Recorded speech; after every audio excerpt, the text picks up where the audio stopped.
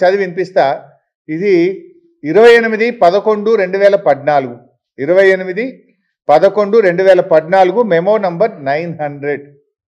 ఇందులో ఎంత స్పష్టంగా చెప్పింది మా గవర్నమెంట్ అంటే, the annual family income ceiling for issue of food security card rupees 1.5 lakh and below in rural areas and rupees 2 lakhs and below in urban areas.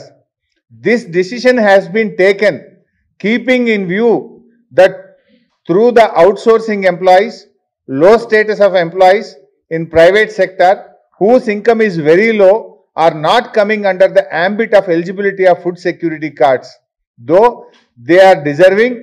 Therefore, to cover such deserving persons under the scheme, the income limit is increased. Outsourcing ఉద్యోగులు, అంగన్వాడీలు, ఆశాలు, RTC ఉద్యోగులు, అదేవిధంగా private సెక్టార్లో పనిచేసే పేద ఉద్యోగులకు కూడా తెల్ల రేషన్ కార్డు దక్కాలని చెప్పి ఆ రోజు మా ప్రభుత్వం 2014లో పెంచింది.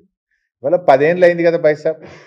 2014 నుంచి 10 ఏళ్ల తర్వాత ఎంత మరి రేట్లు పెరిగినాయి, ఎంత నిత్యావసర వస్తువుల ధరలు పెరిగినాయి, ఇన్ఫ్లేషన్ ఎంత పెరిగింది. మరి ఆ ప్రకారంగా ఇన్కమ్ లిమిట్ పెంచాలన్నా వద్దా? ఆ 2014లో బీఆర్ఎస్ పెట్టిన ఇన్కమ్ లిమిటే పెట్టిండ్రు. మరి మేము కూడా ఆ రోజు గదే 60,000 గదే 75,000 పెట్టే రేషన్ కార్డులు ఇవ్వాల్సిన అవసరమే ఉండకపోవు కదా బీఆర్ఎస్ ప్రభుత్వానికి. మాదేమో మానవతా దృక్పథం.